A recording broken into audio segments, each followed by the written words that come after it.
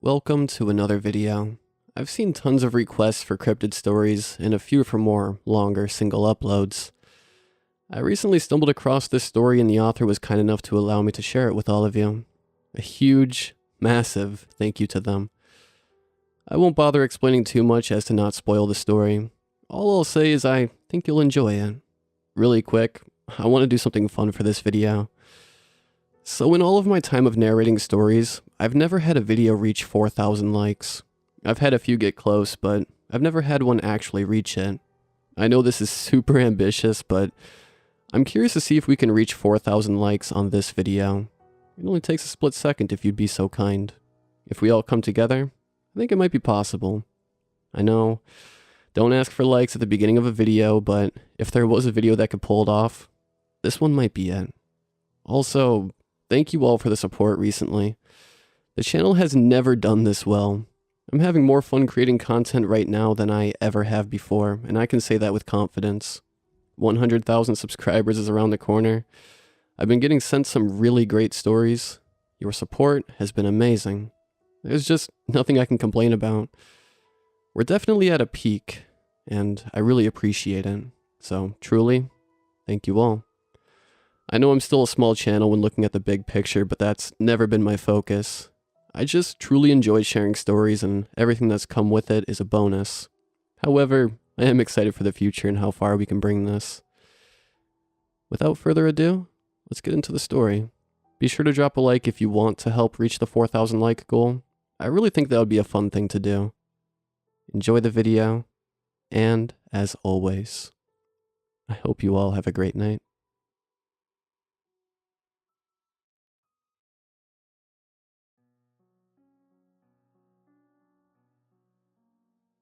Are you sure, Mr. Roger? Rachel asked me upon hearing my request. We were outside of her family home, a big but cozy-looking house in a small town near the Appalachians. My pickup truck idled behind us, parked on the side of the road, as we sat there knee-deep in snow. She'd invited me inside for warmth and a cup of tea when I arrived, but I was in a hurry, so I turned her down. I wanted to get it over with as fast as possible and be on my way. We don't rent out the cabin during winter. The area is too dangerous during this time of year, Rachel said, trying to dissuade me from my course of action. And she wasn't wrong. The thick snowfall turned the world into a white, shining, slippery mess. One wrong step, one daring turn of the steering wheel, and I'd be in big trouble.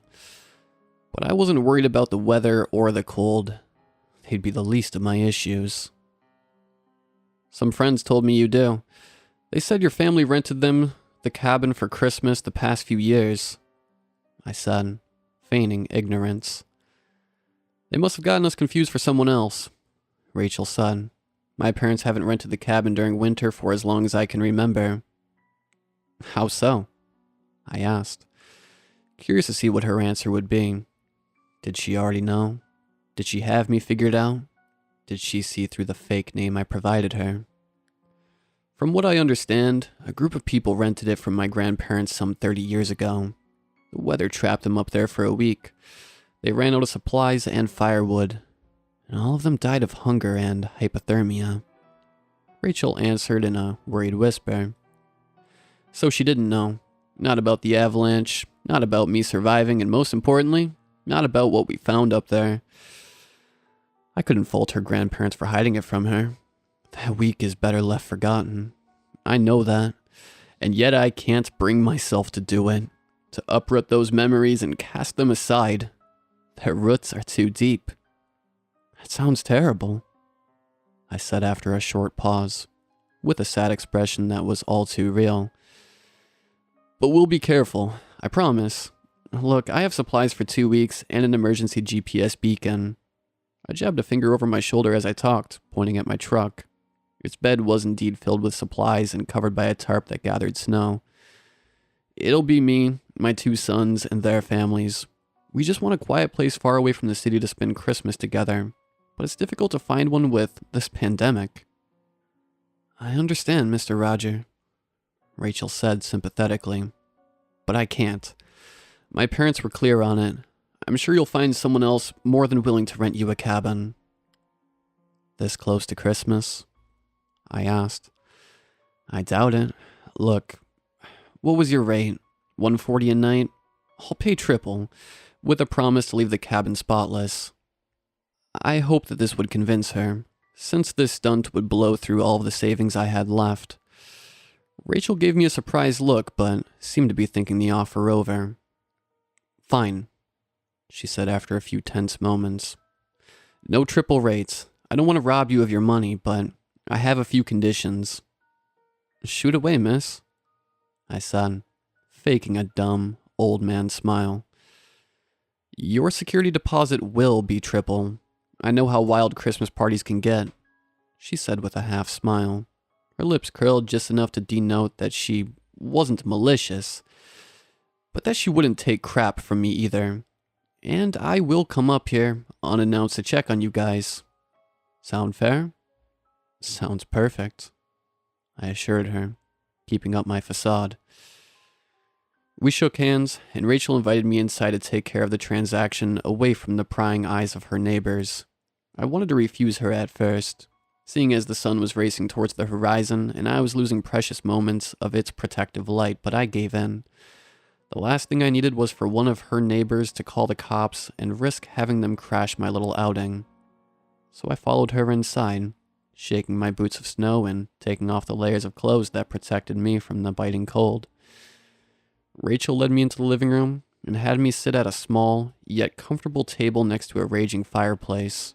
She made herself unseen into the kitchen, with the promise that she'd be hasty and would return with warm tea. Left alone in the room, I looked at the countless family photos adorning the walls. There were a lot more of them than the last time I passed through here, but the counterpiece was the same. An old family portrait depicting a large group of people, hung in the same place above the fireplace. Although the yellow sheen it had picked up over the years was new. A Christmas carol began singing gently from another room, and Rachel was humming along to it as she returned. In her hands, she carried 2 ceramic cups painted with winter scenes, with steam rising up and out of them, and spreading a festive smell.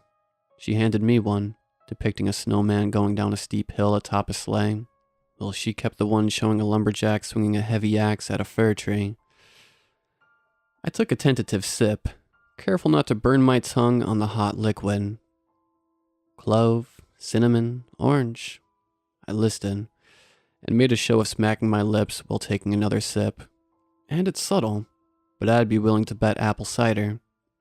Rachel gave a short, courteous laugh. She blew air into her own mug a couple of times and took a sip as well.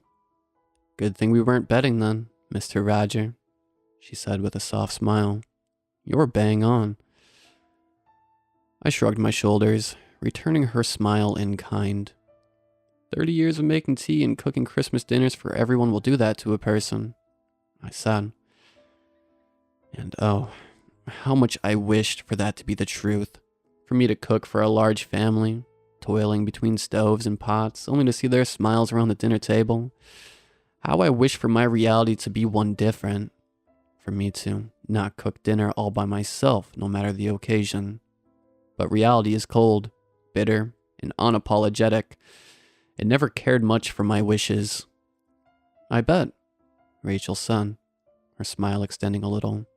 And you'd win that bet, I said, burying the painful memories that threatened to surface under sweet lies.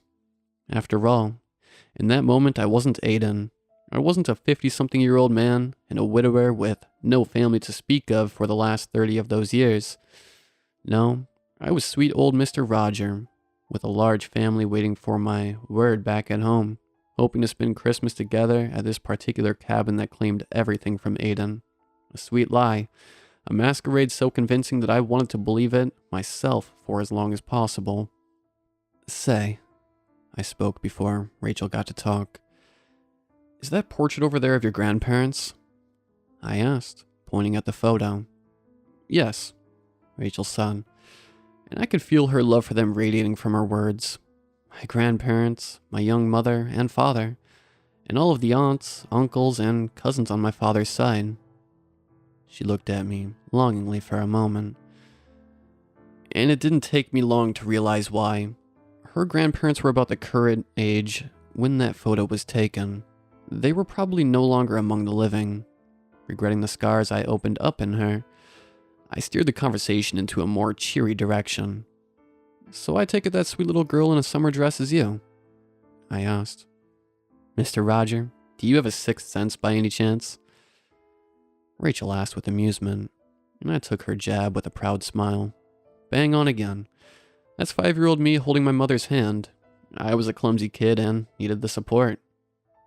I wanted to tell her that she'd grown into a splendid woman since the last time I saw her. That the fire she carries in her eyes right now is something she's always possessed.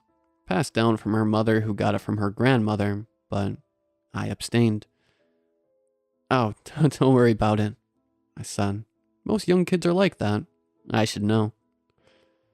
We exchanged some more pleasant small talk after that. I was enjoying my time with Rachel so much.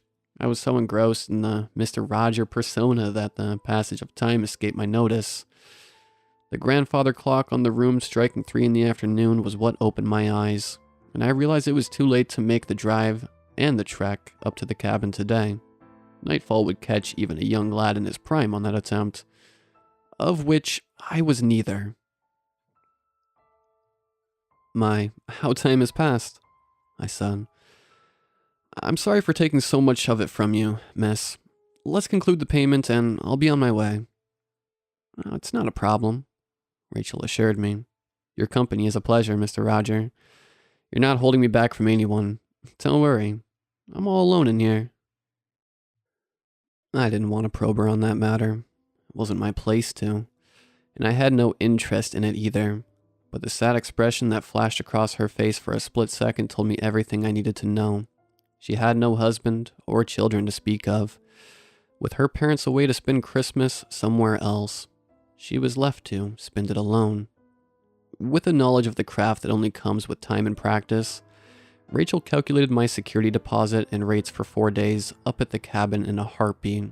She displayed the total for me and wanted to walk me through the process, to assure me that she wasn't asking for a single extra penny, but I refused. Partly because math was never one of my fortes, and partly because I believed her. I pulled out my wallet, handed her the money down to the last dollar, and got up to leave. "Well, it's been a pleasure, Miss Rachel, but it's getting late. I'm afraid I have to go." She got up to see me to the door, following with delicate steps that pitter-pattered on the hardwood floor. I reached the coat hanger where I'd left my padded jacket and went to retrieve it, but Rachel stopped me. "Are you planning to go up to the cabin right away, Mr. Roger?" she asked, making no attempt to hide the worry in her voice. "Yes," I lied. I wouldn't try to. I reconciled with the idea that I would spend the night in my truck, but that was something that sweet little Rachel didn't need to know. "Don't you have a place to stay around here? It's almost dark outside. It would be dangerous for you to attempt it." "I don't," I admitted, knowing full well where this was going.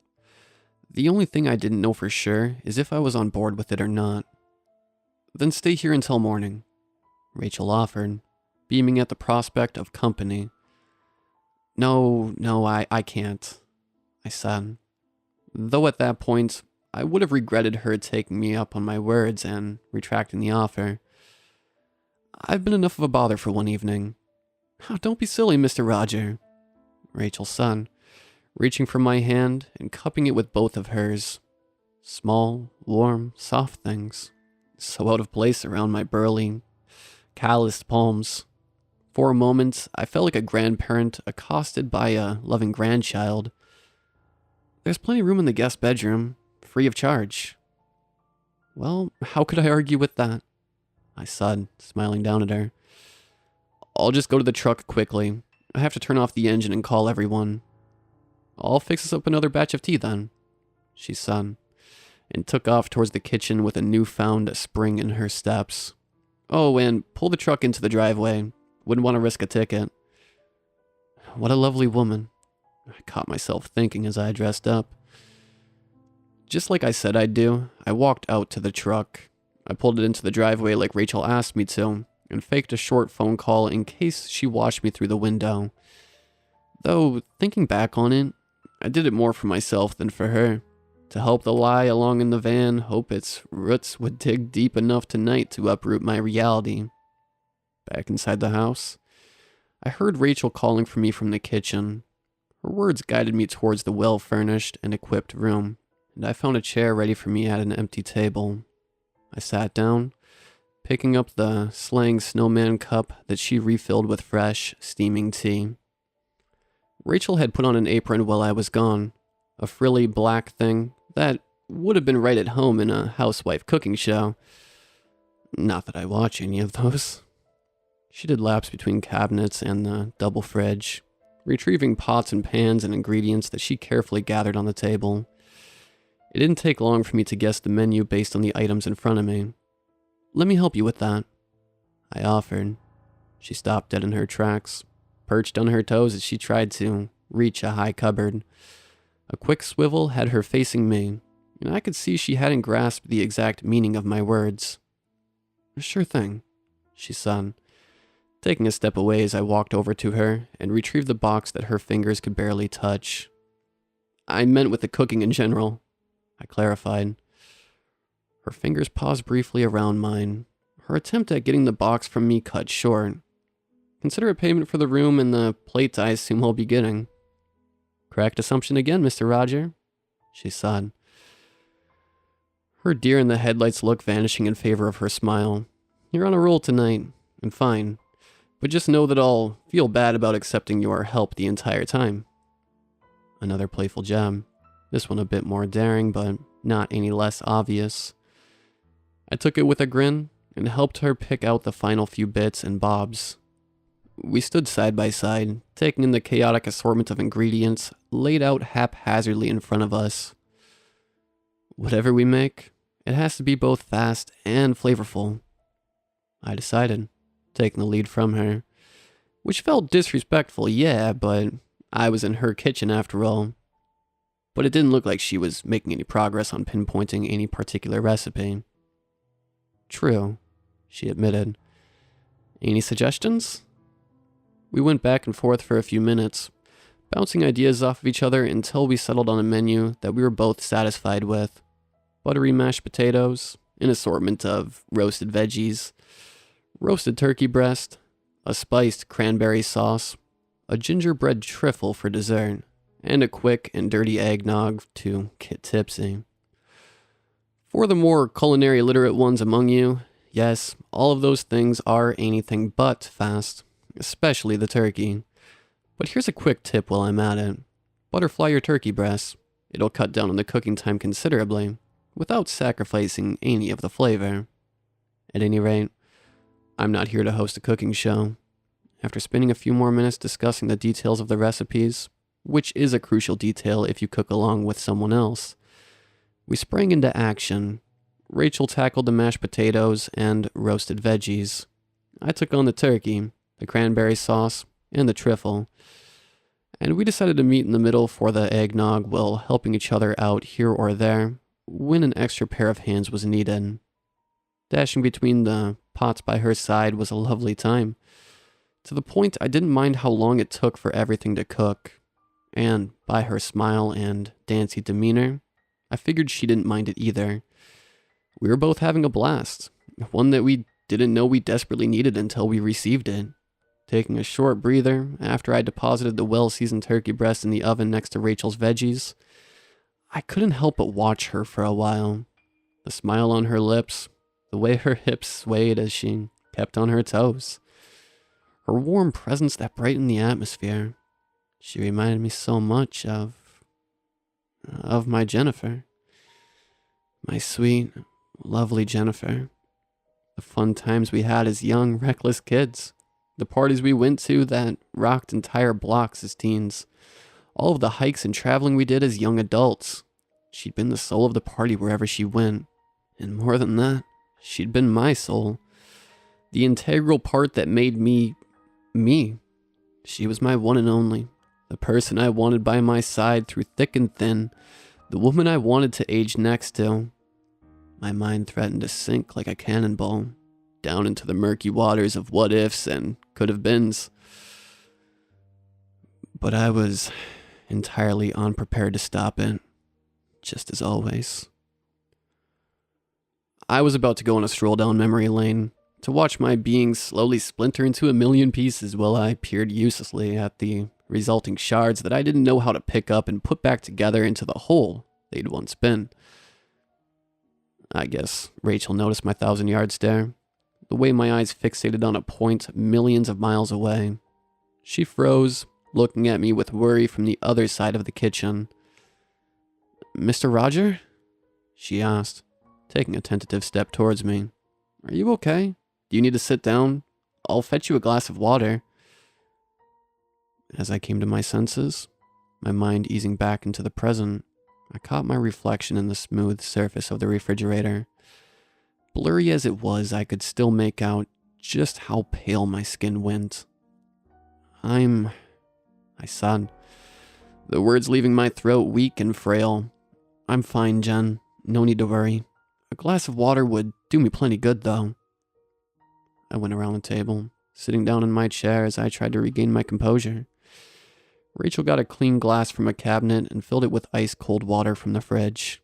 She rushed over to me, putting the glass in my hands, leaning over me as she checked my forehead with the back of her hand. A sweet gesture, but completely misguided, since panic attacks don't bring about fever.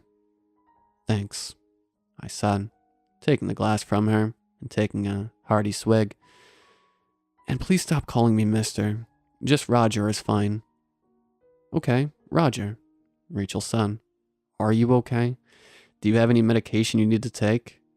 She knelt in front of me as she talked, staring into my eyes and cupping my hand with both of hers. The amusement in her eyes was gone, its place taken by an urgency and worry for my well-being that I didn't like nearly as much. No, I'm fine," I reassured her. "I'm not that old. It was just a harmless panic attack, that's all. I'll be right as rain in a few." She didn't seem convinced by my words, but she got up. The food didn't care about my panic attack. It kept boiling and threatened to burn regardless of my mental state. She did another lap of the kitchen, stirring what needed to be stirred, tasting and adding salt to what needed more of it. But it was clear that she got scared by my episode. "Hey, look," I said when I could no longer take it, and got to my feet. "I'm fine, promise. I'll help you finish up. It's too much for a single person." It's just that," she stuttered. "If I'll feel bad, I'll sit back down," I said, getting back to my cooking duties. "Pinky swear?" Rachel asked out of the blue. I turned to find her next to me, with her hand extended and her pinky finger wiggling around. "Pinky swear," I said, twisting my own pinky finger around hers. "I'll be fine." "Okay," she accepted, and her smile made a shy but welcomed comeback. "I promise I'll watch you more carefully, to make sure you're fine." With the strain of my episode hanging in the air, we continued cooking. Rachel warmed back up after a while, and by the time dinner was ready, she was cracking jokes again. We met up in the middle for the eggnog like we initially planned, poured ourselves a healthy glass of it, and plated up. Dinner was tasty, but I didn't expect any less from the two of us at this point. She proved she could hold her own in the kitchen next to a veteran cook like myself. "You're an amazing chef," she said as she tasted my contributions to the menu. "Mrs. Jen is one lucky lady, getting to eat like this every night. That's if you do all the cooking, of course. I didn't mean to." No, I said, but did a double take as her words finally hit me. "Where," I stammered, feeling myself go white again. "Where do you know that name from?" Rachel looked taken aback.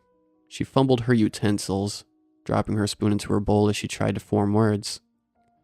It's what you called me when I came to help you earlier," she stuttered. "And I assumed, did I?" I said, waving a hand through the air to diffuse the situation. Don't mind that. I just tend to get a bit confused at times, mixing up times and places, you know?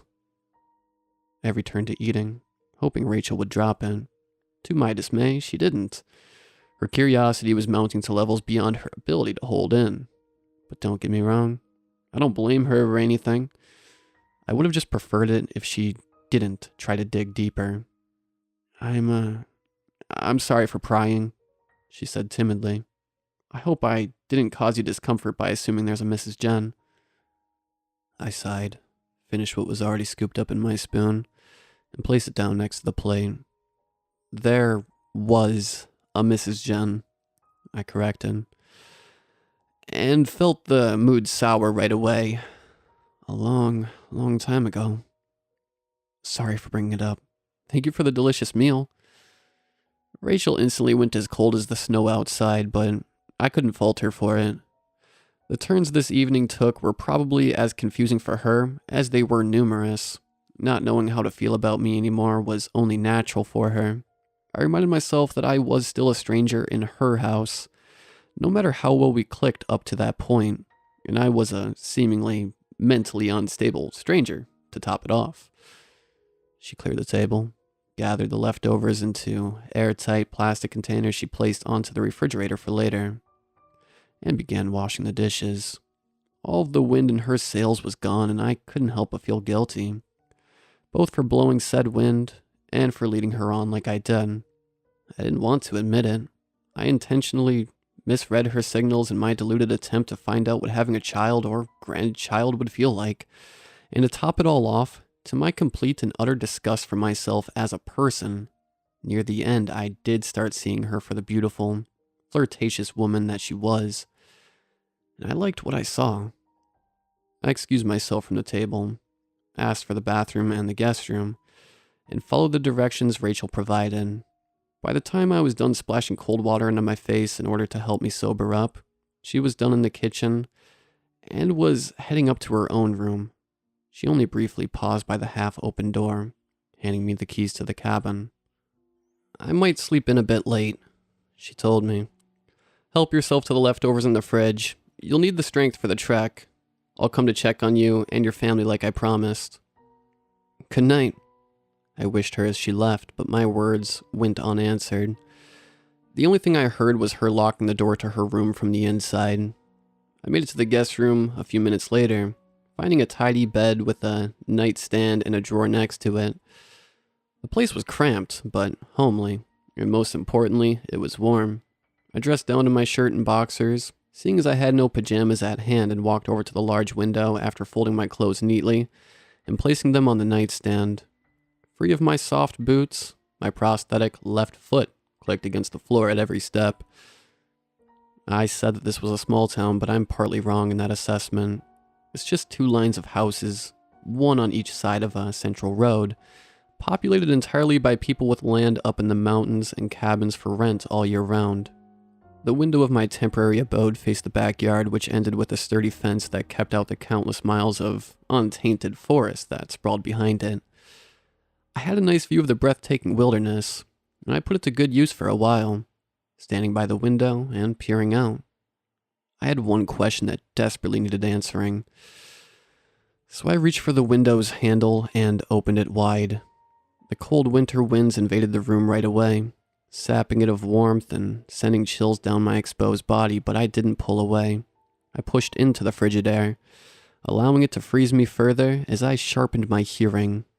The minute background noises of the pine forest grew more apparent, until I could make out the distant sounds of critters going about their nightly business. A few minutes later, on the verge of hypothermia, I heard what I was waiting for. The forest went quiet for miles and miles across, and a howl descending from the highest mountaintops claimed that silence for itself. It was such an ugly, soul-rending call that it managed to chill me in a manner that the coldest air couldn't hope to match. A warped, unnatural mix somewhere between man and the lowest form of beast to walk this earth.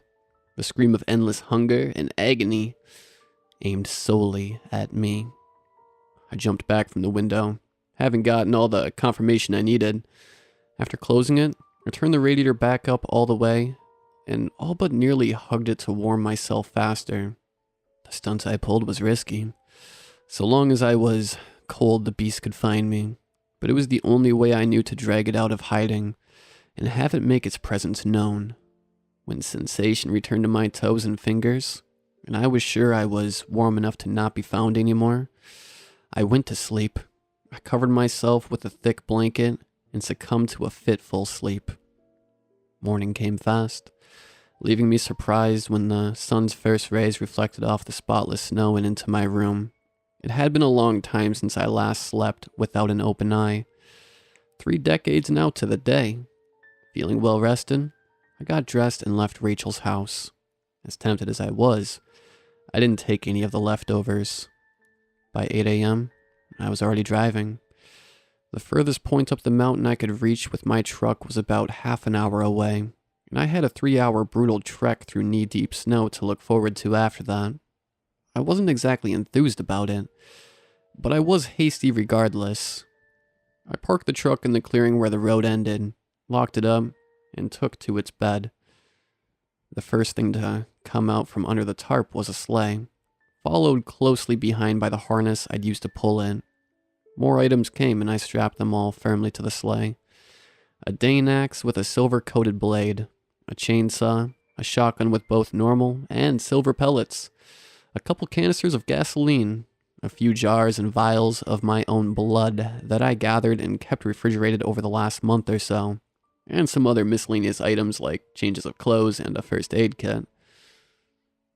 Starting through the snow, I soon hit the incline that would only grow steeper as I advanced. The path I took was one I knew, and I used familiar landmarks to guide my way. A weird-shaped tree here, a large boulder that hasn't moved in a millennia there. They jolted memories in me, and before I knew it, I found myself reminiscing of better times as I trudged ahead. Laughter and banter among friends spawned between the trees, echoing through my mind as if they were real and not merely echoes from a different era. Snow crunching beneath our boots as we merrily made our way towards a much-expected vacation. Jennifer by my side, me inhaling her intoxicating perfume with each labored breath. The sensation of her warm skin against mine. It was enough to bring me to tears. In the middle of the forest, hours away from anyone, I cried. The salty drops running down my cheeks froze in the frigid air, threatening my skin with streaks of frostbite. After a while, seeing that the cabin was about 2 miles away, I wiped the tears and refocused on the task at hand. It's a good place to start, I mumbled to no one in particular. I pulled out the first vial of blood and bit down on its cap to remove it. With an arching motion, I spilled it over the pine needles and fresh snow behind me, careful to not get any on the sleigh. My speed faltered as the incline grew beneath me, but I kept going, marking the forest behind me with blood every 500 feet or so. After 20 vials and the realization that I miscalculated the distance, I opened one of the jars as well and dipped my gloved fingers in it. 3 more markings later, I reached the clearing that the cabin was built in. I expected another flood of painful memories when I laid eyes on it, but I was pleasantly surprised to find out it wasn't the case. The cabin itself looked nothing like I remembered it, but then again, why did I think it would? After that week we spent in it, of course it needed to be rebuilt, and rebuilt it was, bigger and better than its former incarnation. I pulled up to its porch, releasing myself from the sleigh's harness and leaving it behind as I entered. The inside had a slight, frosty smell to it, which, along with the fine layer of dust that settled on everything, was a dead giveaway that the cabin hadn't been used since the first snowfall this season. After a hasty check of all the rooms, I looked at my wristwatch. It read 1 p.m., which meant that the trek took me much longer than expected. Now, if I may be allowed to toot my own horn for just a bit, I'm in great shape for my age. I'm my own cook, so I eat well. I'm my own personal trainer, and God knows I've not gone easy on myself. Most nights I can't feel my limbs after strenuous bouts of workout. I don't drink, I don't smoke, In fact, the last 30 years of my life have been spent slowly on preparing for tonight. Time used to better my mind, body, and arsenal. So all I could see this one night through. But even with all of that, I can't compare it to a man half my age. Despite my best efforts, the passage of the years robbed me of my vigor little by little. The only aspect of me that hasn't faltered in the slightest is my determination. If anything, it only grew stronger, and I put it to good use. After lighting the fireplace in the cabin to warm up, I went outside, checked and fueled the chainsaw, and took to the forest. It had a wide selection of trees just ripe for felling, so I got to work. The hours passed, flying me by like summer birds as I cut and cleaned a dozen trees of their branches. With great effort that my back was more than thankful for, I dragged their trunks through the snow and piled them up in the clearing around the cabin. As the sun kissed the horizon, and the night threatened to engulf me with its all-consuming darkness, I finished constructing the enormous pyre that I would need. I doused the wood with the gasoline from one container, allowing it time to soak up the fuel, and had the other container ready next to the pile. The last thing I did before going inside the cabin to warm myself up and catch my breath was to open the 2 jars of blood, leaving one at the edge of the forest and the other one next to the pyre on a log. The sun slowly disappeared, and from the vantage point next to the fireplace, I could see the shroud of nighttime settling across the forest. I waited, biding my time for as long as possible, until every last ray of light was gone. My mind was eager to sprint into action, but after a grueling day of manual labor, my body had other plans. I soon fell asleep on the chair, lulled into it by the heat of the fire. To my displeasure, my sleep wasn't as restful as it had been back at Rachel's house. The night terrors I'd grown accustomed to returned to haunt me again, offering me a sweet release from the present, only to tear it away from me. I was back down the mountain, trekking through the December snow with my friends and my soon-to-be wife. The date was the 24th of December, 1991, and I was a strapping young lad of only 25 years of age. With my future looking bright, and my fiancée next to me, I felt invincible, king of the world as far as I was concerned. Seeing as we were planning our wedding, and our years were slowly advancing beyond parties and travel and into settling down, finding good paying jobs and starting a family, me and Jennifer decided to throw one last party, like the good old times. We saved up money all year round, and got 4 more of our closest friends to join us in what might have been our final outing as a group. We found a cheap cabin, far away from civilization so we wouldn't disturb anyone's Christmas night with our loud music and drinking. The hike took hours, but with Jen by my side to keep me going, I felt no cold or exhaustion to speak of. Michael, David, and myself, the 3 men in the group, pulled the sleighs with supplies. Jennifer, Kelly, and Lori followed us closely, talking between themselves about anything and everything that they talked about when they weren't pestering us. David and Lori were fiancés getting ready for marriage, just like me and Jen, and Michael and Kelly were already married with a kid back home, just wanting to break free from their busy lives for a few nights. By the time we reached the cabin, evening was only hours away. Me, Michael, and David were hasty in setting up the battery-powered cassette player, and before long, music was blasting out of it. The girls warmed up the pre-packaged food, drinks were being passed around from the portable cooler, and by nightfall, we had a proper party raging on, one we planned to extend into the early hours of the next morning. I'm tempted to say that it was the best party of my life, but I know I'd be lying. I only see it that way now because it was the last party where I actually felt good. The fun reached a crescendo around midnight. We were all properly drunk by then, dancing and bumping into each other in the small cabin. Michael needed to relieve himself of surplus liquid, so he went to the outhouse. He was barely gone for half a minute before he barged back inside, his eyes wild and fear plastered across his face. "Guys, come outside right now." By the urgency in his voice and his out-of-character attitude, we knew he wasn't messing with us. We dropped whatever we were doing and followed him into the clear winter night, flashlights at the ready. Hushed murmurs rippled through the group. We were all worried and wondering what had happened to scare Michael so bad. "There," he said, and pointed towards one of the mountaintops. "What the fuck is that?" Our collective sights followed his finger, settling on the peak looming above us, but none of us could make anything out. "Turn off the lights and the music," Michael ordered. David complied. He was in and out of the cabin in a heartbeat, leaving us stranded in soul-crushing darkness and silence. With nothing left to pollute my senses, my eyesight and hearing sharpened. Against the spotless white snow and ice that engulfed the cliff faces, I saw a shadow emerge. The longer I stared at it, the more I could feel my mind fracture, as if it wasn't something that my mortal eyes were meant to witness. Still, from this far away, I couldn't make out much of it, save for its eyes that seemed to glow in the night like a pair of bloody stars. "Why is it so quiet?" Jen asked.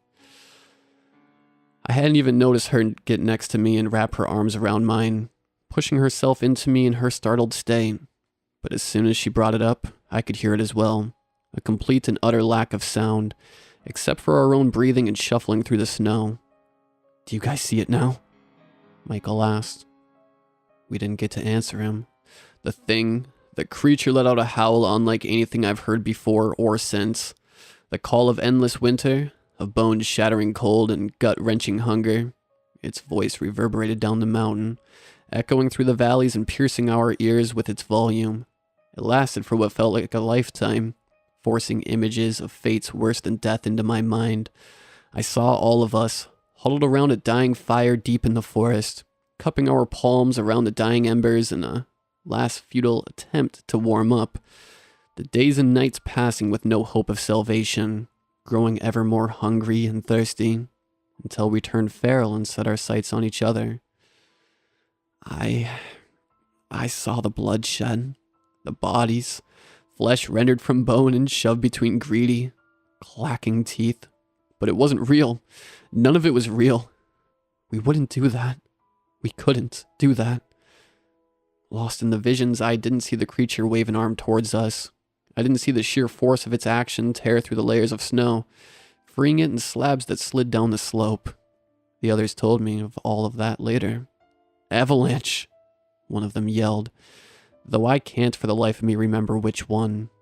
Their cry, and Jen pulling at my arm with desperation, was what finally broke the creature's spell over me, with the avalanche picking up speed and mass as it plowed down the mountainside towards us.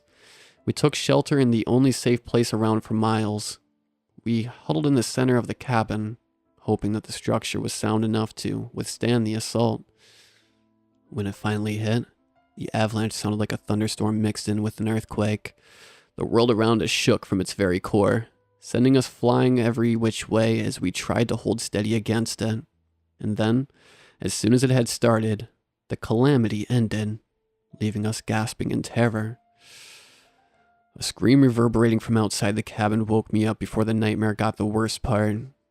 I jolted in the seat, strangely thankful for being spared of the horror that would have followed. With the axe and loaded shotgun in hand, I got outside into the quiet night. My hair stood on their ends right away, as a feeling of deep anxiety welled within me.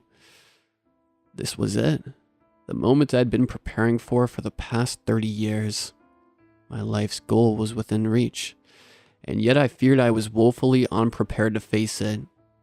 I walked around the pyre, checking the clearing for signs of the beast. The jar of blood left on the log had been thrown into the snow, licked clean of every last trace of the crimson fluid. Even the snow around where it had landed was gone. The beast was hungry. Leaving the axe next to the one remaining fuel canister, I raised the shotgun in front of myself and marched towards the forest slowly. The beast ran around between the evergreen trees, using them for cover, but I could tell that each one of its steps brought it closer to me.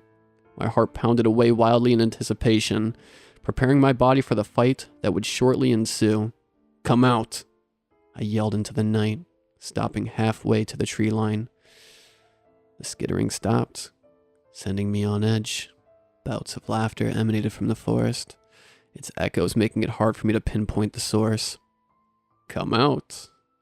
The beast repeated my words back to me, only they were twisted and slurred, uttered by lips that had grown accustomed to human speech.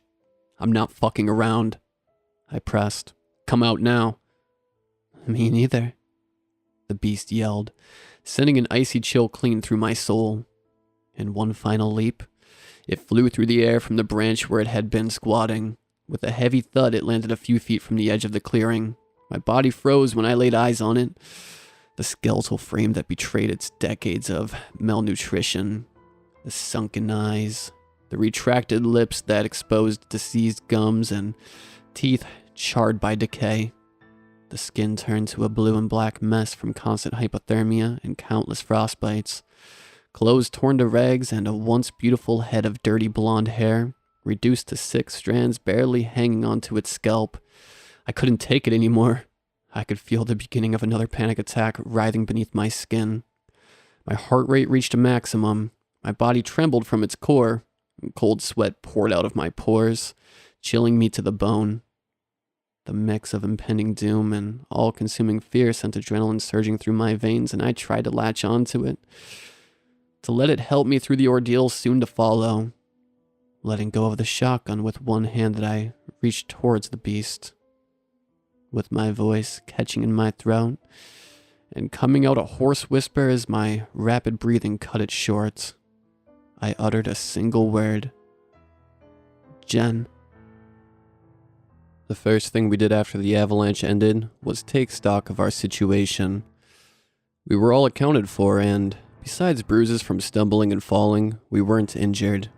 All of the cabin's windows, as well as both doors, had caved in from the weight of the snow pressing down on them. The puffy white death invaded the already small space, reducing it further and making us feel claustrophobic. "We have to dig our way out," I told the others after we regained our bearings. Seeing as everyone ran around like headless chickens and no one was taking charge of the situation, I decided to do it myself. We got our hands on anything we could use as improvised shovels, which mostly meant plates and cups, and shoveled snow from the front door.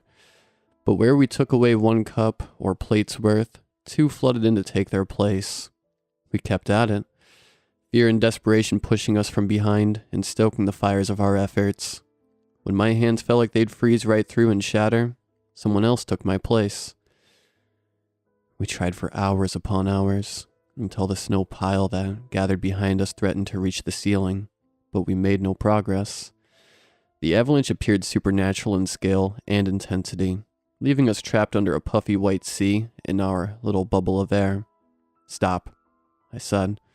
"We're wasting our strength. We have to wait this one out."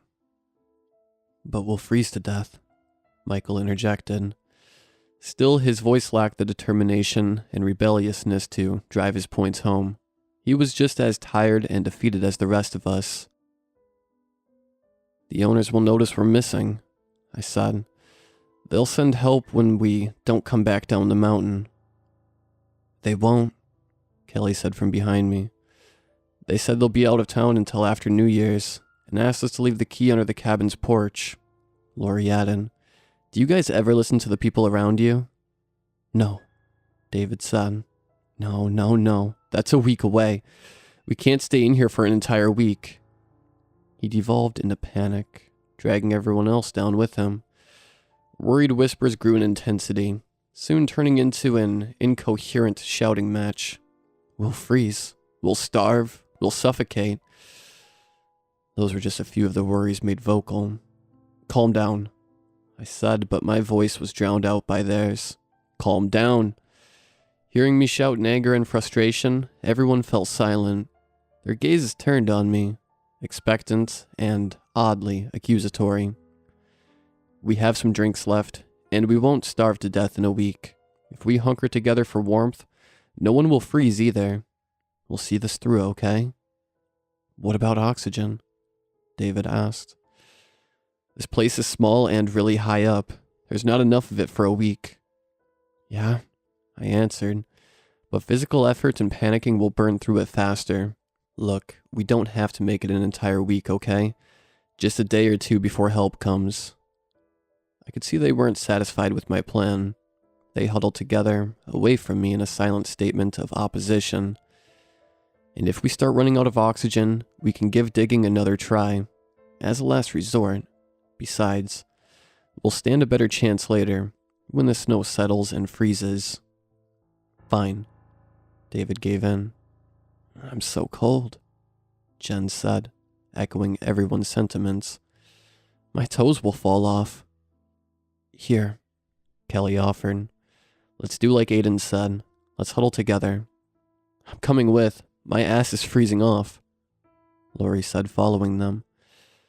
The three of them did just that, going over to one of the cabin's corners and hunkering down. When I say the place was small, I'm not kidding. It was very small.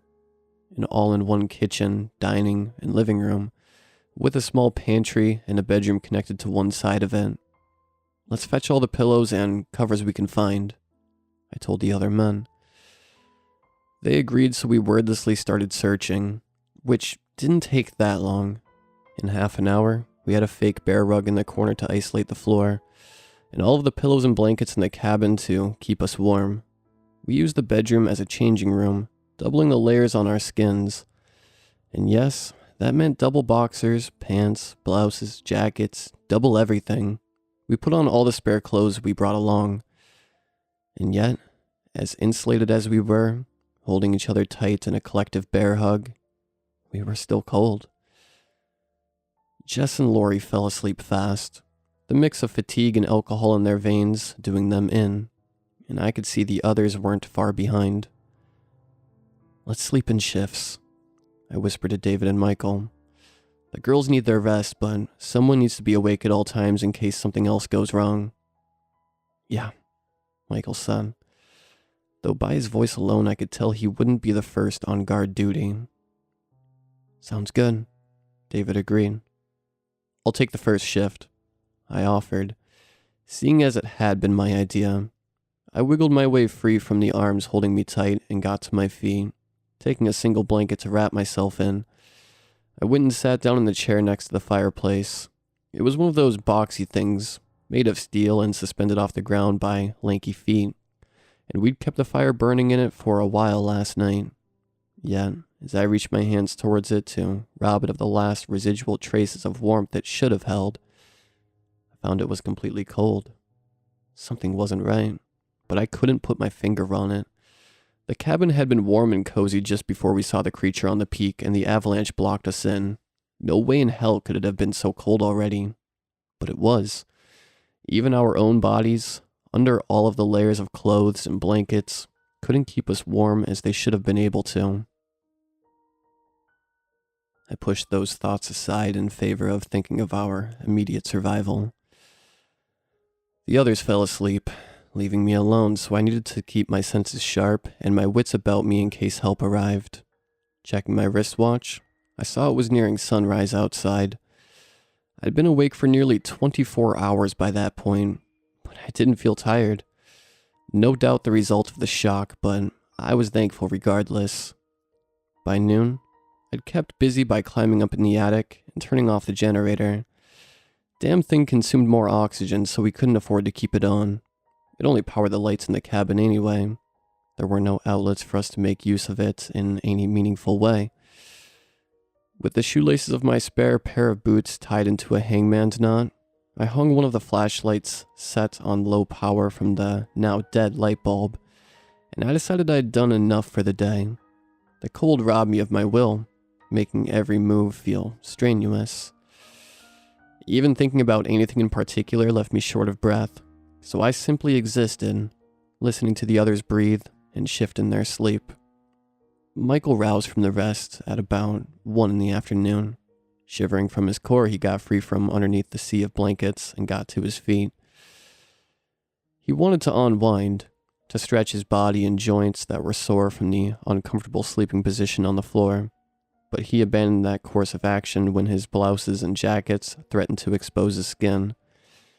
He dragged another chair next to me and sat down in it, rubbing his gloved hands together.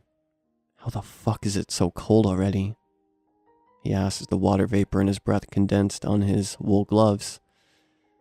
I don't know, man, I admitted with half a mouth. Tired yet? He asked me. His teeth clattered, slurring his speech. Out of my mind, yeah. I'm hungry as all hell, he said. I'll grab a bite to eat and take over. Go catch some shut-eye too, he said in a demanding voice, one I couldn't argue with. Thanks, I said, and pried myself free from the seat. His mention of food made me notice my own peckishness, but I was in no mood to eat. In a matter of moments, I was wrapped in Jen's arms, drifting off to sleep. It felt like a short nap, a blip in my stream of consciousness, before I was awoken by screaming. Jolting to my senses, pushing blankets and pillows aside to get to my feet, I saw the source of the commotion. Michael was on his back, down on the floor with David on top of him, hurling fists at his face. What the fuck? I yelled, jumping on David's back to pull him away. He was crazed, outputting more force than I'd ever seen him do. Motherfucker ate all the food, David yelled at me, elbowing me in the face to get me off of him. I stumbled back and crashed to the floor, bringing my hands around my nose. The hit felt like a lightning strike to the face, the cold amplifying the pain of the fresh wound. My gloves came back, bloodied, warm liquid soaking through them and reaching the skin beneath. David, stop, Lori yelled. The sound of her voice broke David's violent spell. His eyes went wide, darting between his bloodied fists and Michael's disfigured face. David stuttered. I woke up and found him eating all our food. He didn't leave anything for us, not a crumb. I got up and placed my hands on David's shoulders. Having calmed down, he nearly melted under my touch. I guided him to his feet and slowly pulled him aside, and in the ensuing silence, I heard Michael muttering something between broken teeth. Kelly got on her knees next to him, tears streaming down her face, but she kept quiet, trying to hear him. Hungry. So hungry, Michael chanted. Why'd you beat him up so badly? I asked David a bit further away, where the others wouldn't hear us talk. Jen got down next to Michael as well, helping Kelly in her efforts to clean and treat him. Lori just hung out away from everyone, with 1,000-yard stare in her eyes and shock plastered on her face. He ate all the food, okay? But that's not... I'm sorry, David said, cutting over me. His voice quivered, and I knew he was on the verge of crying. I don't know what got into me. I didn't mean to, but I snapped. I couldn't control myself. It's that thing. That creature, I said. It's messing with us somehow, with our minds. I didn't know if I should bring up the visions I had, but seeing as the situation was quickly devolving and suspecting outside interference, I decided to do it. I turned David around, signaled for the girls to pay attention as well, and spoke up. Outside, before the avalanche started, when I looked up at that thing, I said, deliberately making my words slow. When it screamed, it showed me things. Everyone's eyes went wide when they heard that, which was all of the proof I needed. Us huddled around a dying fire? David asked. Freezing and going hungry, Lori added. Eating each other, Jen completed with hesitation. I nodded my head at all of their questions. We'd seen the same thing, the same fate in store for us. And that was all of the confirmation I needed that we were dealing with something beyond the natural and logical, that we needed to be extremely careful if we hoped to make it out alive. The girls finished treating Michael, and we talked some more, swapping theories and comparing notes. We came to the consensus that, given our circumstances, we were much colder and hungrier than we should have been, but beyond that, all seemed normal still. Or as normal as things could be right then. Michael remained catatonic after the beating, not answering us or reacting to our presence in any way. Probing and prodding him had no effect, so we decided to leave him be. Not because we didn't care about him. We did care. But we'd done our best with what we had. We needed to rest, to heal, and to let the shock clear from his system. Consumed by guilt, David decided to move to the opposite corner of ours. Naturally, Lori followed him. Afraid for Michael's life and plagued by paranoia, Kelly moved him and herself to another corner of the room as well. Just like that, our group was splintered, bringing down our chances of survival considerably. Despite our better judgment, distrust had been sown, and it managed to make roots in our minds. "I'm so hungry too," Jen whispered to me after a while, her stomach growling every so often. "It's so fucking cold." "Me too, babe," I admitted. I saw her shoot daggers at Michael and Kelly whenever they weren't looking our way, but I lacked the energy and mental fortitude to say anything of substance that might dissuade her and quench her mounting hatred for the two. The mere act of thinking became harder by the second, and I was so out of it that I didn't even think of blaming it on the dwindling concentration of oxygen in the air.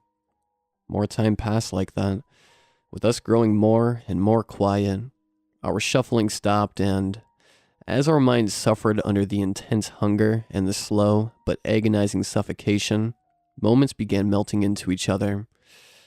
After a while, I found myself unable to tell minutes apart, as longer and longer portions of time slipped between my fingers. For how long had we been in there? A day? A week? A lifetime? How long ago had David's attack been? Hours or days? My brain could barely bring itself to ask these questions, and it couldn't answer them when it did. Sleep came in bursts that were hard to measure or distinguish. I found myself slipping in and out of consciousness more and more often, with Jen's cold arms wrapped around me. Over the eternities I spent awake between bouts of darkness, I felt her chest heave slower as her breathing grew labored. I tried to check up on her, but my body's reserves were so low that it refused to even let me speak. In an uncharacteristic moment of awareness, I heard Kelly whisper to Michael. In the all-consuming silence, her words reached me loud and clear, but their meaning eluded me. I urged my mind to focus, to make out letters and syllables and words, to remember enough of the English language for me to understand her. It eventually did, but not without plenty of protesting. Michael? Kelly asked, shoving her palms against his chest. I saw air puff out of his nostrils each time she did, turning into fluffy clouds that dispersed as they rose to the ceiling. "Please," she urged him. "Stay with me, babe. Don't leave me alone." Seeing their state broke my heart. My mind cobbled itself back together enough to spit out misshapen memories of our past together, which only served to deepen my distress. I'd known Michael ever since we were children, having grown on the same quiet streets in our small town. He'd always been a great guy, and we made fast friends, spending our summers playing outside way past the bedtimes that our parents failed to enforce. We stuck together through thick and thin, the roots of our friendship extending all the way back into preschool and kindergarten. When it came time to enroll into elementary, we fought our parents tooth and nail to make sure we'd go to the same school. Bratty as we were, our parents caved in. Michael's folks were more than happy to enroll him into the local school, but my parents wanted better for me. They wanted to find me a nice school in the nearest big city, but I'd have none of it, and after countless tantrums and threats that only a 6-year-old can come up with, they relented. Elementary came and went, filled with our own misadventures.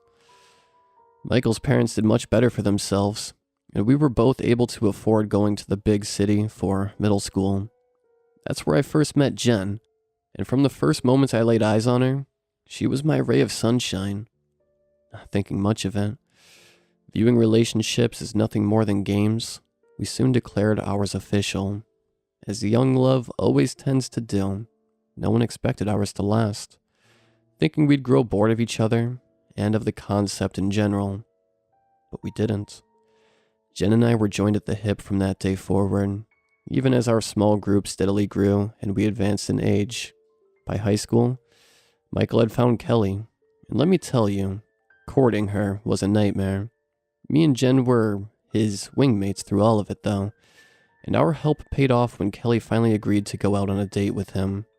We, of course, made it a double date, and we all had a blast. After that day, Kelly joined our group as Michael's girlfriend. More friends came and went, but none stuck around for too long. I don't think I could list them all for the simple fact that I can't remember them all anymore. David and Lori are the clear exception to that rule, however. Transfer students from the faraway land of, I can't remember the names of their towns. They arrived in separate boxes that were soon a bundle deal. Desperate as they were to fit in with any group, they ended up in ours, and we welcomed them with open arms. In all our time together as a group, we had our fair share of arguments and drama. It's human nature, it's unavoidable, but it was never anything serious. Just petty squabbles that got resolved and helped strengthen our bonds. Which is all a very long and convoluted way of saying that we'd never been as divided as we were during our time up in that cabin. I watched Kelly try her best to comfort Michael for a while longer, but my mental acuity soon faltered again. More time passed without my notice, and when I came back to my senses once more, I checked my wristwatch. It was one of those fancy ones. The ones that also display what day of the week it is and the current day. I was taken aback to find out that it was Thursday, the 26th of December. Had 2 days really passed me by like that? Feeling parched, I decided to get up and grab a drink. We still had some beers, a bottle of wine, and half a bottle of whiskey left in the cooler. But I wasn't dumb. Even in my impaired state, I knew that too much alcohol would only dehydrate me faster. So I went for the beer and left the stronger stuff alone. I got one of the bottles out, undid the cap with much effort, and pressed my cracked lips against it. The liquid inside was on the verge of freezing as I tipped the bottle up, and it felt like thousands of sharp razor blades down my dry throat. But I don't think I've ever appreciated a drink more in my life. As soon as it started flowing, it was over and gone, so I discarded the bottle. Feeling a tiny bit better, I checked up on the others. They'd gone just as motionless as Michael, and I was worried that not all of them were alive anymore. "Guys?" I asked, my voice barely audible. "You all still here?"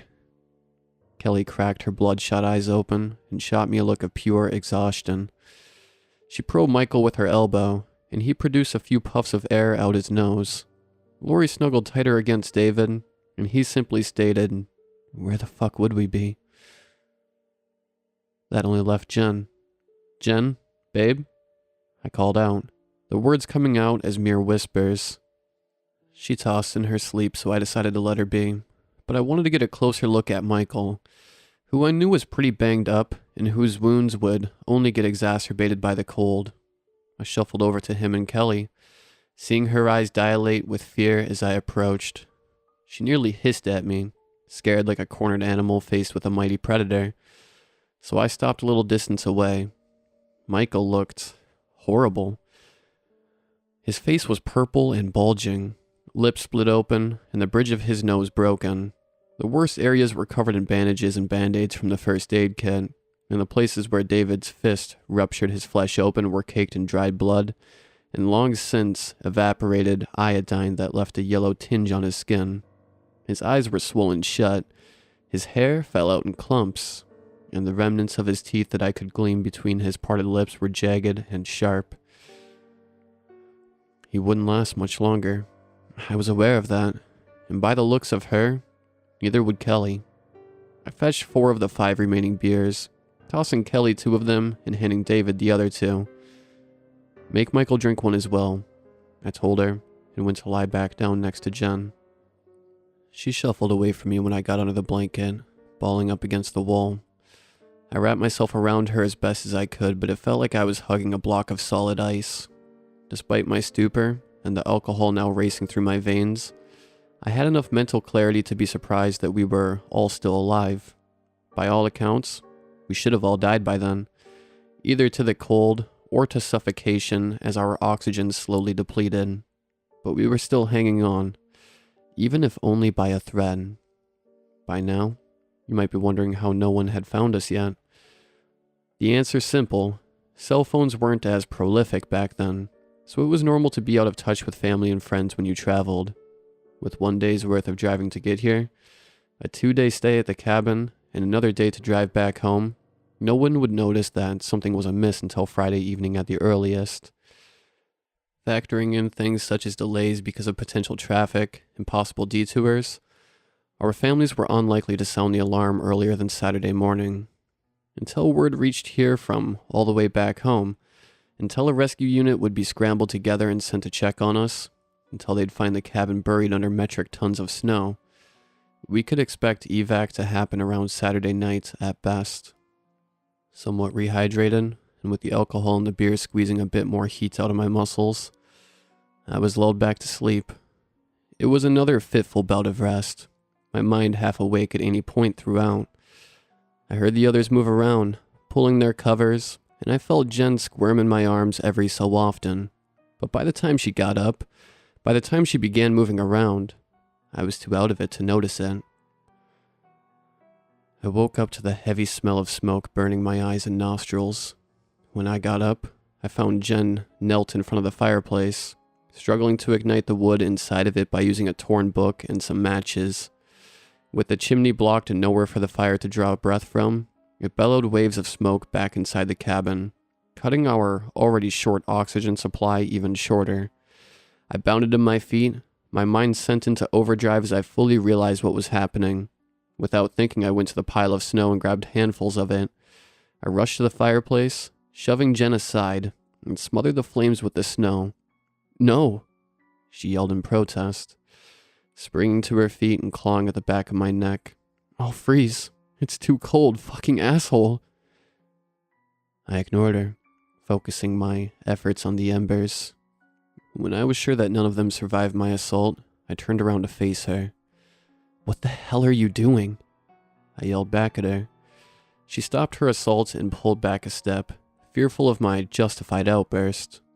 "Were you trying to kill us all?" "I'm too cold," she repeated, and I could see the madness in her eyes. She wasn't thinking straight anymore. The stress of the hunger and the low temperatures pummeled her mind for too long and drove her into a delusional state. "Too cold, too hungry," she murmured, and collapsed into a heap on the floor. "We'll die. We'll fucking die," she said, gripping the sides of her head in desperation. Hearing her blabbering, new life was breathed into Michael as well. Though just barely, he began chanting in sync with her, proclaiming his hunger and our impending doom with slurred words. "Everyone okay?" I asked, leaving Jen behind for a moment. I planned to get her back between the blankets, but I wanted to make sure that we weren't in danger of suffocating from the smoke before that. "I'm fine," David told me when I got closer. "We're both fine. Kelly, what about you and Michael?" I asked her, but I was hesitant to approach her. She didn't say anything. Her eyes opened wide, big and shiny, peering right through me. One of her hands left the blanket, pointing finger jutted out, and she motioned for me to look behind. I didn't get to turn around in time. Something hit the back of my head, sending waves of pain up my scalp and down my spine. I fell to my hands and knees, disoriented, and heard David scream. Kelly and Lori joined them, their combined forces birthing a cacophony of yells that only exacerbated my headache. Before I got the chance to make sense of the situation, Michael kicked me in the ribs and sent me sprawling. I rolled on the floor from the force, stopping on my back, and managed to catch a glimpse of the room. Jen was on her feet, axe in one hand and a log of wood in the other. Michael had gotten up as well, scaring Kelly in the process, and he was now looming over me. "This whole shit show was your idea," Jen accused, lobbing the wood at me and hitting my left shin. It exploded with more pain, but when I tried to reach for it and grab it, Michael kicked my hands away. For someone that was half dead, he all of a sudden had a lot more strength than he should have had. "Your idea. Your fault," Jen yelled. She grabbed the axe tight with both hands and slowly walked over to me, stopping at my feet. "Jen? Babe?" I hissed between clamped teeth. "Don't," she yelled in answer. You think that I don't know?" That you... Yeah. You're waiting for us to die? She trembled as she spoke, her head jolting from side to side, and her words sounded like those of a madman. The beast. It didn't show us the future. It showed us a way out. Taught us how to survive. Survive? Michael echoed her words. Jen? David spoke up. He got to his feet while she stammered her nonsense and approached us with his hands in front of himself. Calm down, please. Aiden didn't. He knew, she yelled. He knew and he didn't tell us. Without warning, she lifted the axe up in the air. Its blade came down so fast and vicious that it splintered the ceiling above when its tip connected. In a heartbeat, Michael dropped to his hunches and got a hold of my leg with both hands. I tried to jerk it free, to dodge the blow, but his strength was superhuman. And then, in a fraction of a second, the axe made contact. It passed cleanly through flesh and bone and sinew. Stopping in the floor below, I let out guttural screams, so loud and frightened that they threatened to tear my vocal cords to shreds. Blood shot out of my amputated leg, squirting and staining the floor as it spread a coppery smell in the air. Another one, Michael yelled. But Jen ignored him. She grabbed my severed foot, quickly taking off the boot and sock as she scampered away. Even through the pain and suffering, I heard the crunch of her teeth as she bit down into it, pulling flesh and veins and bones away, greedily swallowing without even chewing. Bitch, Michael yelled, infuriated. David tackled him from behind, sending him flying face first onto the floor. Fuck, he yelled as he knelt next to me. Fuck, fuck, fuck.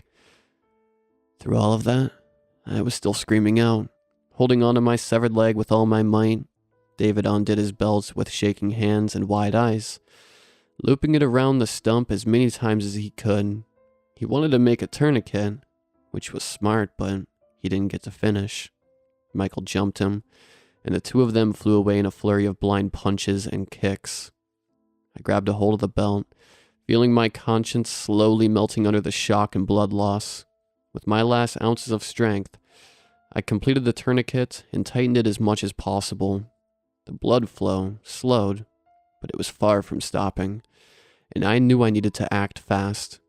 David and Michael were still duking it out, their attention focused on each other, but Jen was nearly halfway through my foot, and I feared she'd be coming for seconds at any moment. Cauterize, I thought. Only chance. I turned on my belly and crawled towards the fireplace. One agonizing pull after another, the blood trail extended behind me, slicking my pants and robbing me of what little warmth I had left. When I reached the torn book and the matches, I quickly bundled it around the wound. Striking a match with how wild I was shaking was a nightmare, and my bloodied hands dampening the wood only made it harder. The first match broke, the second as well, but the third time was the charm. It ignited, and I pressed it against the paper. It burst into flames and singed my flesh, spreading the disgusting smell of burning skin and hair in the air. I nearly gagged, gritting my teeth so hard that I feared they would splinter. I wanted to scream out, to curse and fight and just drop dead. Anything would have been better, but I got through it, ripping pages in bulk from the other books and adding more paper to the fire as it burned away. When the deed was finally done, when I ran out of paper and strength to keep going, I propped myself against the fireplace. David and Michael were still going at it with no clear victor to their brawl. Jen finished eating my foot, tossing away the head of the tibia and rubbing the blood from her lips. By the look in her eyes as she gazed back at me, I knew she wasn't yet satisfied. She dropped down on all fours like a wild predator and bounced towards me. To my surprise, Kelly and Lori came to my defense, intercepting Jen and standing between her and me. Jen, please, Lori said, raising her arms in defense. Stop. Come on, Jen, what's gotten into you? Kelly asked. But Jen didn't answer them. Her manic eyes darted between the two and she let out a growl. With moves so fast that I could barely see them, she lunged at Lori and pushed her aside. Lori crashed to the floor, hitting her head hard against the wood, and she began convulsing. Kelly tried to dash away, but Jen jabbed her hand into her throat, gutting her windpipe with her bare fingers. To this day, the sounds that Kelly made as she choked on her own blood are the worst sounds I've ever heard coming from a human. She tried to suck in air and, when her gushing blood invaded her lungs, she tried to heave it back out.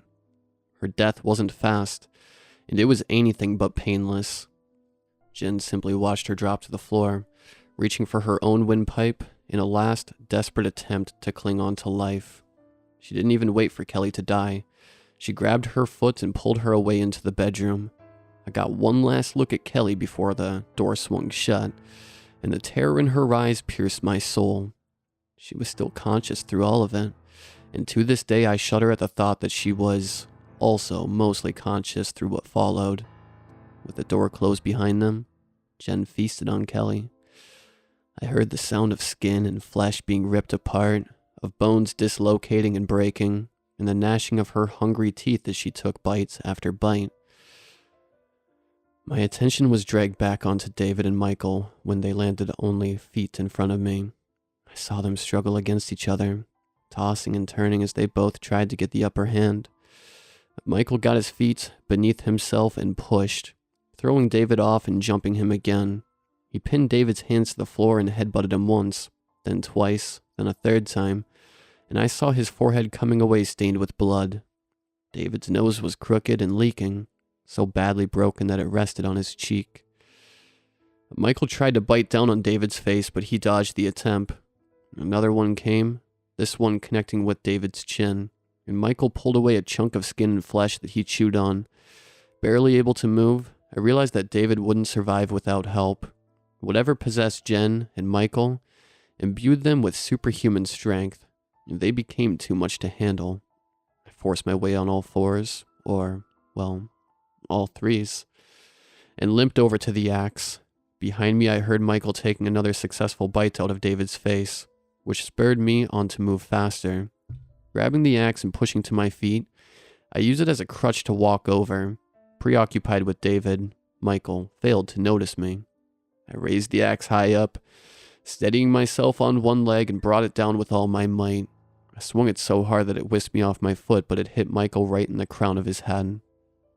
He jumped as if struck by lightning, spazzing out with the axe still impaled into his skull. He stopped after a few moments, wheezing as he drew his final breath.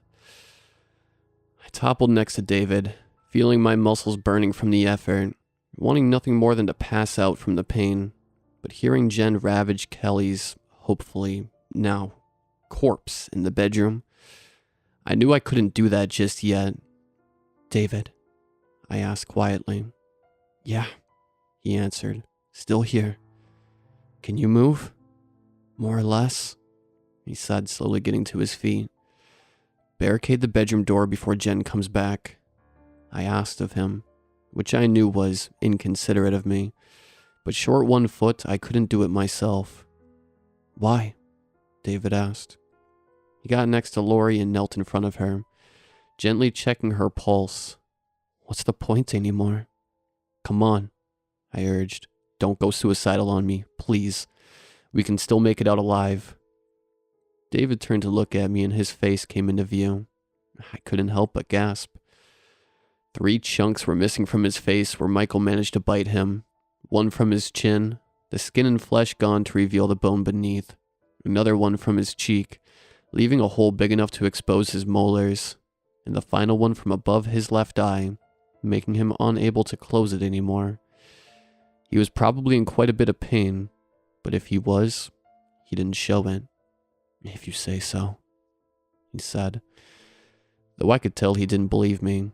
His spirit was crushed. He was already defeated. Still, he got to work with moving the few pieces of furniture in the room to block the bedroom door. He limped and struggled against them, in an effort that was nothing short of titanic in his condition. In a few minutes, even the fireplace had been dragged along the floor, aided by the slick blood that pooled pretty much everywhere.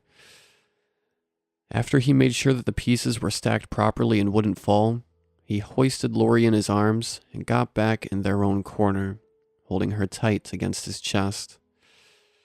I too crawled back into my own corner, though I didn't feel the need to hide under the blankets, either because of the shock or the effort, or the beast relinquishing its influence over us.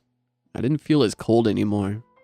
I watched David close his eyes, whispering reassuring words into Lori's ear, and lost myself to the fatigue and blood loss. In my near unconscious state, I heard Jen try to open the door, giving up when she couldn't. I heard her scratch and heave and yelp for a while, until even those sounds faded away. Before I succumbed entirely, I heard one final scream, a pale imitation of the beast's call that wasn't any less frightening. When I came to again after an untold amount of time, I couldn't even open up my eyes anymore. It felt as if every last ounce of strength in my body was being used up on the simple act of breathing. Voices resounded from the bedroom, 4 in number, and easy to distinguish from one another. "Hello?" one of them called out. "Anyone alive in there?" They attempted to open the door, but failed against the barricade. I heard shuffling and groaning, but they soon gave up. "Out of the way," another voice said before loud bangs claimed the relative silence. I managed to crack open one eye, barely enough to see in the dark. Part of the door splintered and broke as the men on the other side assaulted it with axes. Hands reached in through the resulting holes, pushing away the furniture that toppled to the floor.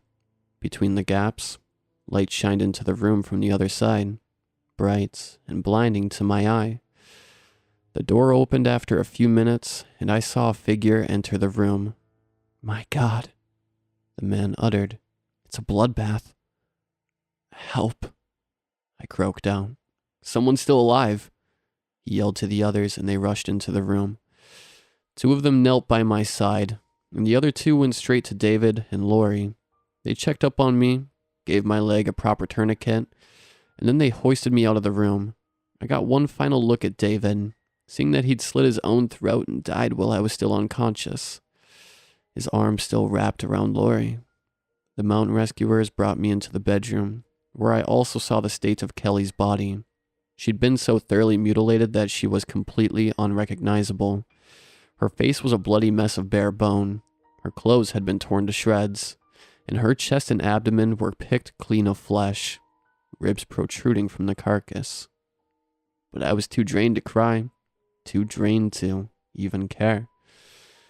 The rescuers tied me to a stretcher and got me out through a tunnel that had been dug out, leading from the window to the surface, a tunnel of blood-stained snow, one dug by Jen as she escaped, for she was the only one of us missing from the buried cabin.